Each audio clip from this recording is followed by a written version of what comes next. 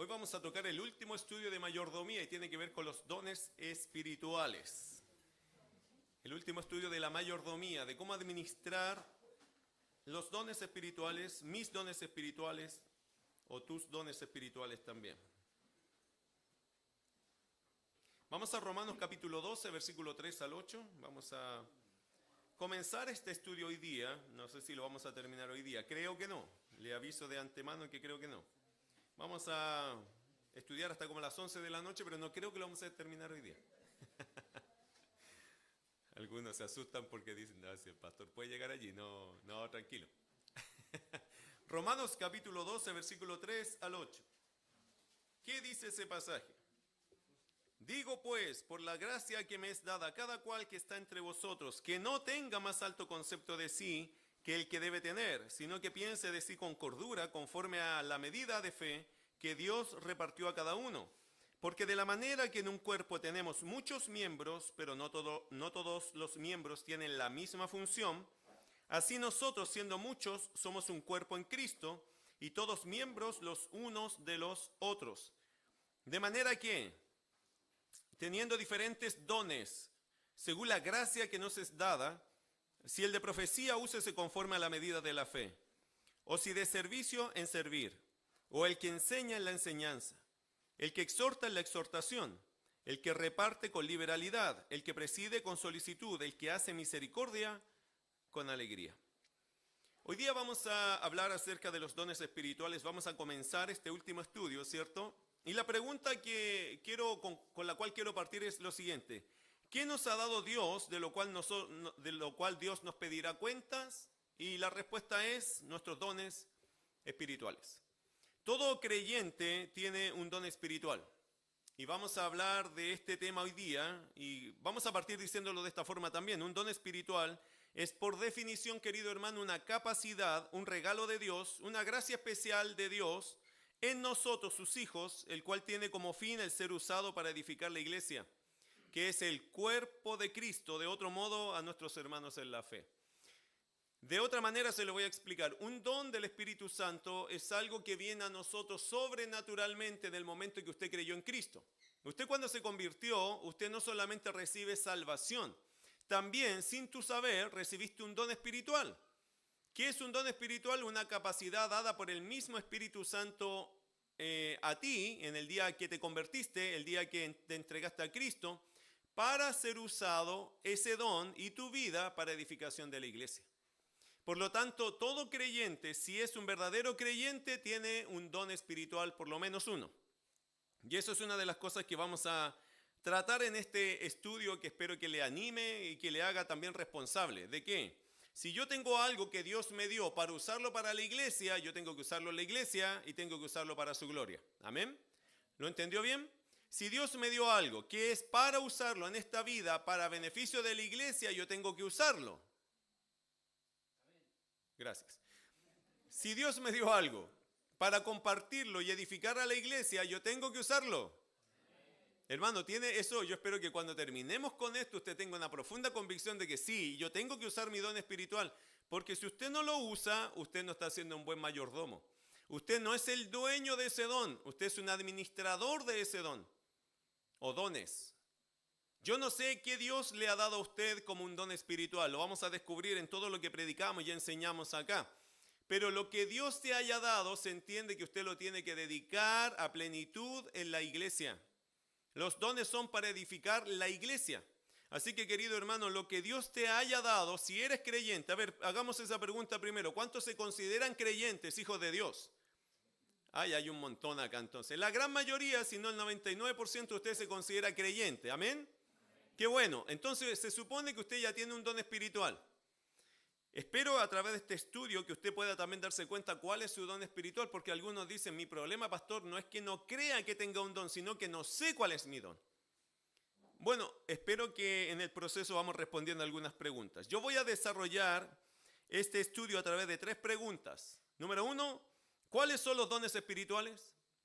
2, ¿cuáles dones o cuál don tienes tú? Y 3, ¿qué quiere Dios que haga con mi don? Así que estas 3 preguntas simples voy a usar como plataforma para empezar a desarrollar todo un estudio que es Muy fascinante las Escrituras. Quiero anticiparles algo. Depende de la iglesia evangélica, depende de la práctica de los dones. Depende de la denominación, depende de la práctica. Hay algunas iglesias que tienen más apertura acerca de ciertos dones y ciertas prácticas en esos dones. Y hay otros que consideramos que hay ciertos dones que no son vigentes y otros que sí son vigentes. Y vamos a hablar un poco de eso también. Sin embargo, hay diferencias. Tenemos que decir que hay cierta diferencia entre una y otra. No nos separa de ser hermanos. Pero sí nos separa a veces en lo litúrgico más que nada, porque a veces las liturgias de una iglesia son muy distintas de otra, porque a veces pretenden usar el don en la misma liturgia. Cosa que yo creo que el don, hermano, tiene que ver con algo más enriquecedor que solo una liturgia. O sea, podríamos usarlo en un canto aquí en medio de la ceremonia, pero en realidad el don es para edificar a la iglesia y creo yo en un formato mucho más de ministerio, mucho más de trabajo el uno al uno, o también en otras cosas, no solo o no para una ceremonia, es mi opinión personal. Ahora, así como tenemos iglesias, también tenemos diferentes prácticas, pero eso también a veces nos ayuda a enriquecernos. Hermanos, no somos los dueños de la verdad está en la palabra. La palabra manda, no nosotros. Y vamos a ver con las Escrituras qué nos enseña ella para una saludable práctica de los dones espirituales. Por otro lado, le voy a decir algo. Tenemos extremos también. Hay gente que no... Hay iglesias que todo tiene que ver con el Espíritu Santo y hay iglesias que nada tiene que ver con el Espíritu Santo. ¿Okay? Lo quiero plantear así porque también pasa eso. Hay iglesias, por ejemplo, como las nuestras, somos más cercanos a las iglesias que casi nada tiene que ver con el Espíritu de Dios. Y por eso muchos hermanos de otras denominaciones nos dicen que los bautistas no tienen vida, que el Espíritu Santo se lo arrancando de nuestra iglesia, que Él no nos visita mucho a nosotros, porque nosotros no lo dejamos vivir ni obrar en nosotros. Y hay otras iglesias que todo tiene que ver con el Espíritu Santo. Entonces usted anda con dolor de cabeza y usted anda con un espíritu de dolor de cabeza. Usted le duele un pie, anda con un espíritu ahí agarrado el tobillo. Entonces le quieren sacar el espíritu del dolor de tobillo. ¿Entiende? Entonces podemos estar en muchos extremos en eso. Nosotros como iglesia no debemos apoyarnos en extremos, sino en la Biblia. La Biblia manda, ¿cierto? La Biblia me dará a mí si en algún punto yo tengo que ser extremo o no. Pero las prácticas que yo creo debo abordar de mi vida, las que debo creer y las que debo practicar y procurar son aquellas que la Biblia me muestra. Y allí es donde yo tengo que afirmar esto de los dones espirituales y de mi vida en el Espíritu. De hecho, hermano, esto de los dones espirituales es un brazo de una enseñanza que se llama mi vida en el Espíritu. Le hago una pregunta, ¿usted cree que está lleno del Espíritu Santo ahora? No me responda, no llore, no haga ningún gesto, solo piense. ¿Usted cree que entró a este templo lleno del Espíritu Santo? ¿Usted cree que hoy día ha vivido lleno del Espíritu Santo? ¿Por qué le hago la pregunta? Porque la mayoría de los creyentes no se hace esa pregunta. Por lo menos en nuestra línea nadie se hace esa pregunta. En otras líneas viven pensando en eso. De hecho, a veces hasta oran mal, pero lo oran así. Espíritu Santo, lléname, lléname. Yo quiero estar contigo, yo quiero conocerte, yo quiero entregarme, yo quiero que tú obres. Y anhelan que el Espíritu Santo haga una obra en ellos, quizás con una mala motivación a veces. ¿Cuál? De manifestar a veces cosas que sean más allá de lo natural y como que ese es el anhelo y esa es una mala motivación, hermano, porque en realidad cuando tú eres lleno vas a vivir cosas que son espectaculares con Dios. Pero van a venir de la fuente de tu deseo de conocer a Dios, no de lucirte. No de darte a conocer, porque eso le pasaba a los corintios. Los corintios querían tener muchos dones espectaculares, pero en el fondo era egocentrismo. Ellos querían lucir el don espiritual, ellos todos querían ser maestros. ¿Por qué? Porque ese se para adelante, todos lo ven, todos lo aplauden, o querían ser profetas, querían relucir, no querían honrar a Dios. Por eso el apóstol Pablo que le dice en 1 Corintios, al final del capítulo 12, procurad los dones mejores, pero yo os enseño un camino aún más excelente. ¿Y cuál es el camino aún más excelente? 1 Corintios 13. 1 Corintios 13, ¿se acuerda? El amor. Servir a tu hermano por amor, eso vale más que el don más espectacular. Porque si lo haces por amor, lo que sea, aunque sea lo más pequeño, lo haces por amor a tu hermano, eso vale más, es más increíblemente impactante que tener el don más increíble. Por eso, hermanos, pero, ok, está bien, su mala motivación, pero ¿sabe lo que a veces uno admira de hermanos que quizás no son de la línea que conocen tanto la Escritura, pero ¿sabe lo que uno admira? La pasión con la cual buscan a Dios. Y allí nos llevan 500 metros de distancia. Porque hay algunos en nuestra línea de iglesias que pueden estar todo el día sin leer la palabra, todo el día sin orar. Días pueden pasar en el desierto y ellos están acostumbrados, hermano. Son como camellos. Toman agua el domingo y aguantan hasta el otro domingo para tomar agua. Y juntan en esa joroba, no sé cómo en el culto juntan tanta agua y tanta comida que pasan toda la semana sin comer, sin leer, sin orar. Y aguantan toda la semana, están acostumbrados a ese tipo de ayuno espiritual.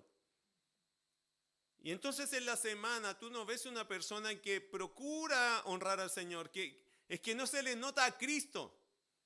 Y eso es una tristeza que debería darnos pena entre nosotros, que cuando alguien te ve no se vea a Cristo en ti. ¿Lo capta? Y esa es la línea en la cual nosotros estamos. Porque cuando uno está lleno del Señor, hermano, de verdad, el Señor también te hace un poco más sensible a muchas cosas. Te toca el corazón porque tú estás como sensible. No es que vives llorando, no, pero estás sensible a hacer lo que Dios me pide que tengo que hacer. No sé si le ha pasado alguna vez a usted lleno del Espíritu Santo, usted no le da la moneda al hombre que pide en la calle igual que cuando no está lleno del Espíritu Santo. A mí me pasa. A veces la doy, ya, llévatela. Y ojalá que no me salga ni uno más en el camino. Y a veces digo, tome, el Señor lo bendiga. Y es diferente. Es el mismo acto, pero uno es con llenura del Espíritu y la otra es con mi propia fuerza. Eso espero que vaya, ojalá que todo lo que vamos a hablar, hermano, Dios permita que todo lo que hablemos nos ayude también a evaluar nuestra propia vida. Porque podríamos quejarnos o podríamos decir o admirarnos de otros que mira cómo viven su extremo, su cosa media loca, ¿no? ¿Y cuál es nuestra locura? ¿Cuál es la nuestra? La de ellos es que buscan al Espíritu Santo en todas las cosas. ¿Y la nuestra cuál es? Que leemos la Biblia con locura. ¿Cuál es nuestra locura, hermano? ¿Cuál es nuestra gracia? Es que evangelizamos todos los días y siempre tenemos testimonio que hablamos. ¿Cuál es nuestra locura? Porque el evangelio es una locura, ¿o no? El apóstol Pablo dijo que esto es una santa locura. Nosotros estamos en una locura. ¿Cuál es nuestra locura? ¿En qué usted se vuelve loco? ¿En la fe? Oh, pastor, es que yo oro como loco. Horas y horas y horas. Yo leo ahí horas y horas y horas. Me tiene que decir mi señora, ya levántate, ándate a la pega porque estás ahí como loco leyendo, absorbiendo la palabra. ¿Esa es su locura? O su locura es pasar orando, tanto que le toca la puerta. Ya se tiene que ir mamá al trabajo. Sí, ya déjame 5 minutos más con el Señor. ¿Esa es su locura? O cuando sale de la casa, llega siempre atrasado al trabajo y siempre se enganchó con alguien para hablarle de Cristo, siempre estás evangelizando. ¿Esa es tu locura? O siempre está allí dando, ayudando, apoyando la obra para que está involucrado en la misión, llamando a un misionero, llamando a un pastor, orando por este animal. ¿Cuál es su locura, hermano, al final? Y solo quiero que lo piense así. ¿Cuál es tu locura? ¿En qué de todas estas gamas preciosas que tenemos tú te vuelves loco? Porque ellos podrían decir nuestra locura es que buscamos al Espíritu Santo de cualquier forma. ¿Cuál es la nuestra? Y a veces tenemos que decir con vergüenza, bueno, ninguna de las anteriores. En Netflix, ahí me vuelvo loco. Ah, pero eso no es del Espíritu Santo, hermano. ¿Entiende lo que le digo? Alabar quizás al Señor. Me vuelvo loco alabando al Señor, me gozo con el Señor. Yo solo sí, pero ahí. ¿Esa es su locura? ¿Cuál es su locura? Y a veces, hermano, me doy cuenta que nosotros, los bautistas, o nosotros, los creyentes, de una línea más conservadora, tenemos pocas locuras. O te vuelves loco sirviendo. Y yo soy un loco sirviendo, ¿no? A mí me tienen que parar porque yo me levanto sirviendo, me acuesto sirviendo y me encanta hacer esto. Y si tuviera más aguante de dormir menos, más serviría. ¿Esa es su locura? Es que, hermano, uno tiene que ir definiéndose. ¿Dónde está la locura que yo le expreso a mi Señor? ¿Dónde está? ¿Dónde está esa pasión que me tienen que frenar? Porque esto yo se lo doy al Señor con todo el corazón. Tiene que autoexaminarlo porque a veces, hermano, en nuestras líneas hay muy poca locura. Y como somos pocos locos, pocas cosas del Señor también a veces vemos. Porque yo creo que el Señor usa mucho a los locos en la fe. Alguien lo dijo hoy día, el Señor me amonestó, tuve que ir al hospital. ¿Cuántas veces usted ha sentido eso? Párate y anda. Anda a ver a tal persona.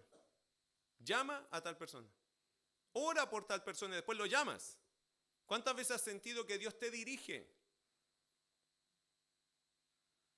Eso también es el Espíritu Santo, ¿sabía usted? Porque a veces vas a llamar, vas a orar, vas a ir en el momento preciso. Por eso, hermano, creo que nosotros tenemos que, en esto de los dones espirituales, es que hablar de los dones espirituales sin tener una vida en el Espíritu no tiene mucho sentido. Voy a enseñar acerca de los dones espirituales, pero atrás del telón, usted tiene que examinar cómo está su vida en el Espíritu. ¿Ok? ¿Amén? ¿Sí? ¿Amén? Aquí se dice amén, ¿eh? No hay problema. ¿Amén? Ok. Primera pregunta, ¿cuáles son los dones espirituales? Hoy día vamos a entrar a este tema nomás, hermano, ni crea que lo vamos a hablar en profundidad, pero hoy día vamos a captar la curiosidad. ¿Cuáles son los dones? Y eso es lo primero que es importante saber en la Biblia. Los dones, queridos hermanos, están divididos en dos grupos. Dones no vigentes y dones vigentes. Vamos a separar en estos dos grupos porque la Biblia nos habla de estos temas. ¿Cuáles son los dones no vigentes? Los que hoy no están en uso. ¿Hay dones que hoy día Dios ya no usa? Como dones. ¿Hay algunos dones que Dios ya no usa? Y están los dones vigentes, que son los que hoy están en uso. ¿Hay dones hoy día que deben estar activos y muy presentes en la iglesia? Claro que sí. Ahora vamos allí. ¿Cuáles son los dones no vigentes? Quiero que vaya a 1 Corintios capítulo 12. Ya leímos aquí Romanos. Estos dos son los pasajes en realidad más fuertes en lo que es dones espirituales. Romanos 12 y 1 Corintios 12. Así que para la memoria, es una ayuda de la memoria. ¿Por qué? Siempre es el capítulo 12. Una en Romanos 12 y el otro en 1 Corintios 12. Interesante que en Efesios 4:12 también hay un versículo de los dones. Interesante que el 12 está allí como en la mente, parece, del Espíritu Santo que nos dejó eso, o de alguna forma soberana, calzó. ¿Ok? Ahora, mire primero los Corintios capítulo 12, versos 7 en adelante. Le voy a llevar primero a los dones no vigentes. ¿Qué son los dones no vigentes? Estos fueron dones de carácter transitorio, pasajeros, que fueron dados por Dios en un tiempo particular, pero que una vez cumplido su propósito ya no volverían a expresarse como dones. Le voy a explicar después esa diferencia porque digo como dones. Mire primero los Corintios capítulo 12, versos 7 al 11. Aquí hay una lista, aquí se mencionan varios de estos dones que hoy día podríamos decir no son vigentes, como dones. ¿Qué dice 1 Corintios 12, 7 al 11? Si quiere me sigue con la vista o si quiere lee conmigo, hermano, lo que el Señor le guíe, ¿ok? Si quiere leer conmigo, lea conmigo y si no, siga con intención la lectura. 1 Corintios 12, 7 al 11. Pero a cada uno le es dada la manifestación del Espíritu para provecho. Porque a este es dada por el Espíritu palabra de sabiduría, a otro palabra de ciencia según el mismo Espíritu, a otro fe por el mismo Espíritu, y a otro dones de sanidades por el mismo Espíritu, a otro, verso 10, a otro el hacer milagros, a otro profecía, a otro discernimiento de espíritus, a otro diversos géneros de lenguas, y a otro interpretación de lenguas. Versículo 11, ¿qué dice? Ahora lea conmigo. Pero todas estas cosas las hace uno y el mismo Espíritu, repartiendo a cada uno en particular como Él quiere. ¿Quién es el que da los dones? Según este pasaje y según Romanos, el Espíritu Santo. Yo no me doy un don a mí mismo, yo no me consigo un don a mí mismo, yo no logro desarrollar un don en mí mismo por mí mismo. Eso es el Espíritu de Dios que da los dones a los creyentes. Ahora, ¿cuáles son algunos dones que hoy día consideramos? Yo los voy a presentar así como dones no vigentes. Aquí en 1 Corintios se mencionan varios de estos. Uno, sanidad. Ese es un don, hermano, que no es vigente. Ahora, ¿quién me dijo a mí que no era vigente? Bueno, la evidencia Y la escritura en la evidencia cronológica nos hace ver que este don de sanidad ya no está. No hay gente hoy día que tiene el don de sanar. Pastor, ¿y eso significa que Dios no sana? No. ¿Dios sana? ¿Sí? Dios sana, hermano. ¿Y puede sanar? A cualquiera que se le ocurra. ¿Y cuándo? Cuando Él quiera. Dios es soberano, Dios es todopoderoso. Yo oro que Dios lo sane. Oro por hermanos que amo, que les pido al Señor siempre, Señor, sánalo, por favor. Esa enfermedad, el médico dijo, ya no hay nada que hacer. Nos pasó, hermano, en Recoleta una vez, una mujer llegó tan afligida a la iglesia porque le dijeron que su bebé iba a nacer e iba a morir. Así. Ya tenía, no sé, 4 o 6 meses ella. ¿Sabe que a ella se le quemó toda la casa y nuestra iglesia hizo una ofrenda y una obra de amor y le construyeron toda una casa, una media agua a ella, donde ella vivía y le paramos toda una casa? Fue hermoso ese tiempo. Me encantan esas cosas a mí. Pero ya después llegó ella con el tema de su embarazo, que el médico le dijo, mira, no te emociones, el niño o la niña, niño creo que era, va a nacer, pero a los instantes va a morir. No viene preparado para la vida. Oramos por ella. Señor, la vida no es del médico, la vida es tuya. El médico tiene toda la intención de hacer un diagnóstico, pero la respuesta final es de Dios. Hermano, después dejó de ir a la iglesia ella, y como 2, 3 años después apareció en la iglesia otra vez, conoció un muchacho. Ese era el bebé, y me lo venía a presentar, me dice, pastor, este es el niño que no iba a vivir. Sano absolutamente. En otro testimonio que les puedo contar, había en la iglesia 3 mujeres que no podían tener hijos. Y los médicos habían dicho, no se puede. Y orábamos por ellos, pero por ellas y por ellos, y no pasaba nada en un tiempo. Y un día yo sentí del Señor que pasaran adelante. Le dije, ¿saben qué? ¿Quién quiere tener hijo acá? ¿Quién quiere quedar embarazada? Y ellas levantaron su... ¿Saben, hermanas? Pasen. No sé, creo que es bueno que oremos por ustedes aquí. Hermano, ¿sabe lo que pasó? Todas quedaron embarazadas. Hace poco me enteré que una de ellas se operó para no tener más hijos. ¿Funciona la oración? El médico te puede decir cualquier cosa, hermano, pero Dios hace como Él quiere. ¿Dios sana? Yo soy testigo, hermano, de que Dios sana, pero yo te digo, yo no tengo el don de sanidad. ¿Cómo me encantaría? Yo creo que a quién no le gustaría. Si usted tuviera el don de sanidad, ¿no le quisiera sanar a todo el mundo? ¿Por quién partiría usted? Bueno, yo me vengo acá, le digo, hermanos, vénganse que los voy a sanar. Inmediatamente. Partiría por todas las iglesias, los hermanos que conozco, después voy a la familia, después me pongo en la plaza. ¿Quién está enfermo? Yo te sano, en el nombre del Señor. Hermano, pero el don de sanidad no está vigente. Es lamentable y yo entiendo que algunos quieren como revivir este don por la insistencia, pero no es así. El don de sanidad, ¿qué era el don de sanidad en su momento? Para que lo entienda bien. El don de sanidad es una capacidad de traer salud absoluta. Escúchalo bien, porque esto es el don. Es la capacidad dada por el Espíritu Santo de traer salud absoluta sobre individuos enfermos o postrados, no importando su condición ni el tiempo que llevaban enfermos. Incluso no importando, hermanos, la fe del individuo. ¿Qué dicen hoy día las personas que dicen tener el don de sanidad y agarran a uno y no lo pueden sanar? ¿Qué dicen de la persona? Le faltó fe. Usted cree, mire hermano, le voy a dar un ejemplo. Un hermano allá en Recoleta, es de Recoleta, la campaña de sanidad se hizo en el Estadio Nacional.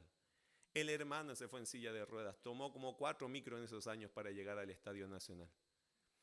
Se hizo toda la fila, esperó todo el rato, lo pusieron allá adelante y después no se sanó. ¿Usted cree que a esa persona le faltó fe? Hermano, para salir de Recoleta, llegar al Estadio Nacional, hay que tener fe. No engañemos a las personas.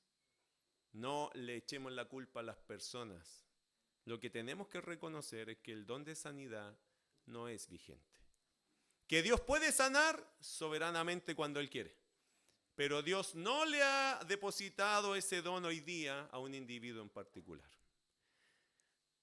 Y ahí, hermanos, donde se arma el problema, porque se arman los shows y un montón de cosas que yo digo que eso es una mala práctica.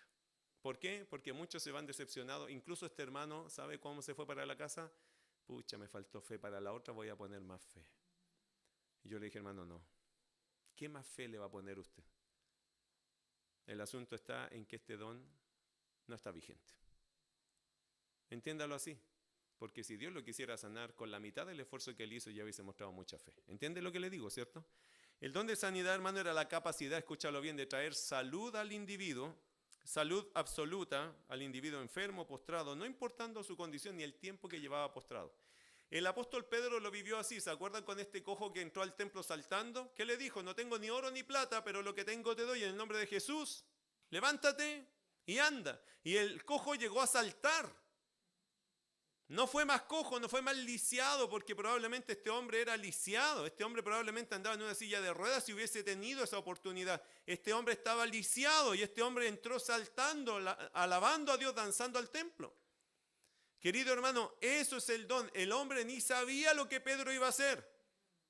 Ese hombre nunca supo que Pedro lo iba a sanar. El hombre pensaba, dice el texto, que el hombre estiró la mano pensando que le iba a dar algo. Y vaya que le dio algo. Le regaló 2 piernas nuevas. Pero ¿fue Pedro o fue el Señor? Fue el Señor. Eso es el don de sanidad. Así que, querido hermano, allí tiene un ejemplo de lo que es un don de sanidad. Cuando veamos a alguien así y que lo hace con todo el mundo, ese es el don de sanidad. Hermano, el don de sanidad es infalible y es perfecta la obra porque la hace Dios.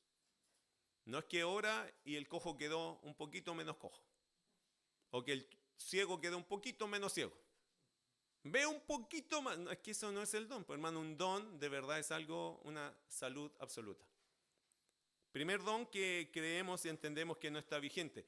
Y no estoy diciendo, hermano, a veces la gente cree que porque uno enseña esto, es que usted no cree. Perdón, yo le quiero creer al Señor todo. Pero no puedo no me puedo desentender de que esto no está así en una capacidad, en un individuo, porque es así. Yo quisiera creerle al Señor, no porque yo digo que es no vigente. La gente a veces te mira raro diciendo, ¿a usted no cree en estas cosas? Yo creo en el poder de Dios, absolutamente. Pero también por lo mismo tengo que entender que hay dones que el Señor los usó en su momento para atraer a las personas hacia el Evangelio. Y luego de eso, eso cesó. ¿Qué otro don yo he visto y se entiende en la Biblia que es un don no vigente hoy día? Hacer milagros. Aquí también está en el versículo 10. A otro el hacer milagros. ¿Cuál es la diferencia entre sanidad y milagros? Bueno, escuche la definición. Hacer milagros es la capacidad dada por el Espíritu Santo de hacer obras sobrenaturales que rompe la ley natural o física hasta el punto de traer de nuevo a la vida a quienes habían fallecido. Es una obra sobrenatural, por ejemplo, que rompe la ley de la naturaleza, que está lloviendo y usted dice, Señor, yo te pido que no llueva más, y paró la lluvia. Eso es un milagro. Son obras, cuando se dice de hacer milagros, es que se rompe la naturaleza. Viene un tornado y te va a llevar. Esto lo vivieron y se ha vivido, hermano, en el barco Logos lo vivió así. Una hermana muy amada por nosotros atestiguó lo siguiente. El tornado iba a pasar y iba a llevarse el barco y todo, un tornado en el mar. El barco entero se puso a orar. ¿Y sabe qué? El tornado se deshizo. No saben cómo, pero se deshizo el tornado. Bueno, ellos sabían cómo. Fue el Señor que lo hizo. ¿Usted lo cree o no lo cree, hermano? Pero eso es así. Dios hace milagros. Dios obra en la naturaleza, Dios obra en cosas impresionantes que uno dice que esto no es natural, esto no es normal, esto pasó ¿cómo? Bueno, eso fue por la obra del Señor. Dios puede mantener un muro de pie que está listo para caerse y lo puede mantener de pie porque Dios lo hace. O Dios puede botar un muro que nunca se podría caer y Dios lo puede botar. Dios hace milagros, ¿o no? Ese, hermano, es la obra de hacer milagros. Son obras sobrenaturales, al punto incluso de traer a la vida a alguien que ya se murió. ¿Se acuerdan del caso de Hechos capítulo 20? Mire, vaya ya un poquito algunos pasajes de la Biblia. No quiero leerles todos, quizás relatárselos, pero hay pasajes que son muy, muy bellos en esto. Hechos capítulo 20. Versículos 7 Mira lo que le pasó a Pablo, algo que le está pasando a algunos de acá. Los quiero animar con este testimonio. Dice, el primer día de la semana, reunidos los discípulos para partir el pan, Pablo les enseñaba, habiendo de salir al día siguiente, y alargó el discurso. Amén, ¿cierto? Alarguemos el discurso hasta la medianoche. Pablo, hermano, se emocionaba predicando, ¿ok? Pablo dijo, hermanos, ¿cómo están para aguantar una hora de estudio? Amén, démosle nomás. Y después de una hora se pasó 2 horas. Y eran las 11 de la noche y Pablo dijo, hermano, tengo que terminar. Y los hermanos probablemente le dijeron, Pablo, démosle, si tú te vas mañana, aprovechemos hoy, hagámosle, ya estamos acá, hagamos vigilia nomás. Y todos dijeron, amén, pero había un jovencito ahí que andaba con sueño. Lo pilló mal el día él. Que quizás venía de la jornada y andaba así como que medio cabeceando y él dijo como todo, amén, amén, sí, amén, qué bueno lo que va a pasar, solo que yo tengo sueño. Y se le ocurrió una muy mala idea. Como joven, muy mala idea. Versículo 8. Y había muchas lámparas en el aposento alto donde estaban reunidos. ¿Qué te pasa a ti, hermano, cuando hay mucha lámpara? Es como una cena romántica. ¿Qué te pasa con eso en el tiempo si tú estás cansado? Eso te hace un ambiente perfecto para relajarte. ¿O no? Por eso uno pone una velada romántica, es para relajarse, por eso, y imagínate, aquí estaba lleno de lamparitas, así como un ambiente tan, ay, hermoso ambiente, de mucha pasividad. Joven tenía que ser. Verso 9. Mira lo que hace este joven, brillante idea, con sueño, dice, y un joven llamado Eutico, lo vamos a conocer en el cielo, así que no voy a hablar más mal de él, que estaba sentado en la ventana, mire dónde se fue a sentar. Seguramente él pensó, tengo un sueño, en la ventana corre más viento, así me voy a despejar. Y se apoyó en la ventana un rato esperando a despejarse. ¿Pero qué le pasó? Cabeció en la ventana. Mira el problema. Y un joven llamado Eutico que estaba sentado en la ventana rendido de un sueño profundo. Se la ganó. ¿Le ha pasado a usted alguna vez? Mi esposa me dijo que el domingo me confesó su pecado, se quedó dormida en mi predicación. Y estaba sentada en las primeras. Y yo ya estaba haciendo el llamado de consagración. Y yo después, bueno, nos reíamos de esto porque yo dije, ya hermano, siéntense nomás. Siempre lo hago pararse y después que se sienten. Me dijo, ¿sabes? Te prometo algo. Yo nunca supe cuándo se pararon los hermanos. Solo escuché cuando dijiste, siéntense. Y ahí, ya qué bueno, que se fue en un rato, no supo nada. Por 2-3 minutos no sabía del mundo ya. ¿Le ha pasado alguna vez a usted? Nunca conmigo, ¿cierto? Bueno. Pero mira lo que pasó acá con este muchacho. Rendido de un sueño profundo, no supo más. Por cuanto Pablo disertaba largamente, porque Pablo, hermano, no. Yo creo que Pablo hablaba. Era un maestro, ¿eh? No sé si era un predicador de esos que te golpeaba, que no te dejaba dormir, que te contaba el chiste. No creo que él estaba haciendo eso, le estaba exponiendo largamente como un doctor en teología. Y hermano, yo he estado en charlas y en clases con doctores de teología que hay que estar atento, hay que ir a mojarse la cara porque es densa la materia y ahí está, y uno tiene que estar tomando apuntes, tiene que hacer algo para despertar el cerebro. Ellos están dando tanta información que uno dice, ¿cómo lo retengo? ¿Cómo? Y ahí están. Versículo 9. Vencido del sueño cayó del 3er piso abajo y fue levantado muerto. Estaban en una clase de escuela bíblica espectacular, profunda, y de repente alguien dijo, ¡cayó Eutico! Alguien pegó el grito y todos paró la clase y se asoman por la ventana y el muchacho de 3 pisos estaba hecho pedazos abajo. ¿Cómo arreglas eso? ¿Qué le digo como maestro a mi clase? Ya hermano, váyanse a la casa porque parece que están con sueños, terminemos acá, oremos y nos vamos. Hay que ir a recoger a ese niño, ¿no? A ese joven. Cuando dice joven, probablemente 18 años arriba. ¿Qué hace Pablo? Versículo 10. Entonces descendió Pablo y mira qué interesante. Este tenía el don de sanidad. ¿Y qué hace? No, el don de hacer milagros. Bueno, el don de sanidad tenía, esa gracia tenía los apóstoles, que era muy interesante. Entonces descendió Pablo y se echó sobre él. Y abrazándole dijo, no os alarméis, pues está vivo. Después de haber subido y partido el pan y comido, tomaron la Santa Cena, habló largamente hasta el alba. Pablo tenía unas pilas, hermano, impresionantes. Después de las 12 quedaron todos despiertos, desde murió Eutico, ahora resucitó, están todos despiertos, nadie se va a quedar dormido ahora. ¿Y qué dijo Pablo? tenemos 6 horas más.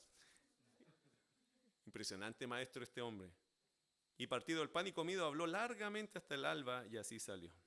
Y mira el verso 12, y llevaron al joven vivo y fueron grandemente consolados. Eso es hacer milagros, hermano. Es un hombre que sabe exactamente lo que tiene que hacer. En este caso murió, ¿qué había que hacer? Traerlo a la vida de nuevo. ¿Cómo lo hizo? Es que Dios le dio el don de hacer milagros. Ya, y terminamos allí. Bienvenidos a esta clase del Espíritu Santo y de los dones. Vamos a orar, ¿qué les parece? Ya se terminó mi clase. Va a ser diferente de la de Pablo, ¿cierto? Pablo se alargó. Oh, el pastor ya terminó. Sí, es la introducción, hermano. Vamos a seguir hablando de los dones, vigentes y no vigentes. Ahora, por fin entramos a lo no vigente. ¿Ok? Y ya vamos a estar después hablando de lo vigente, pero vamos a seguir hablando de estos no vigentes. Y espero que esto le llame la atención, le enseñe, le eduque, lo motive. ¿Ok? Y tras telón, acuérdese de algo. Estamos hablando de dones, pero tras telón estamos hablando de nuestra vida en el Espíritu. ¿Qué tanto yo estoy viviendo en el Espíritu para reconocer el don que Dios me dio? Vamos a orar. Querido Dios, gracias.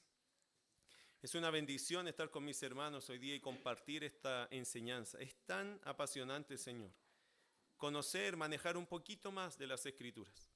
Yo te agradezco por cada uno de los que está aquí con nosotros. Gracias por la cena hoy día, por las alabanzas preciosas, por tu palabra. Señor, atrás del telón estamos hablando de nuestra vida en el Espíritu. Y yo te pido que nosotros de verdad vivamos en el Espíritu Santo. Nosotros, Señor, humanamente, ¿qué podemos entregarle a la gente? Pero cuando tú estás en nosotros, viviendo, habitando, Señor, llenando nuestras vidas, vaya que nuestra vida puede ser una fuente de bendición, una fuente de agua que salta para vida eterna. Ayúdanos, Señor, a analizar cómo está nuestra vida en el Espíritu y vivir, procurar vivir en el Espíritu, llenándonos de tu palabra, teniendo muchos tiempos de oración, confesando nuestros pecados, consagrándonos a ti, para que esta vida, Señor, no refleje a nosotros, sino que refleje a Cristo. Esa es mi oración por mis hermanos y por mí. Permítenos a todos vivir una experiencia preciosa en una vida llena del Espíritu Santo. Te lo ruego, en el nombre de Jesús. Amén. Damos un fuerte aplauso al Señor. ¿Qué le parece?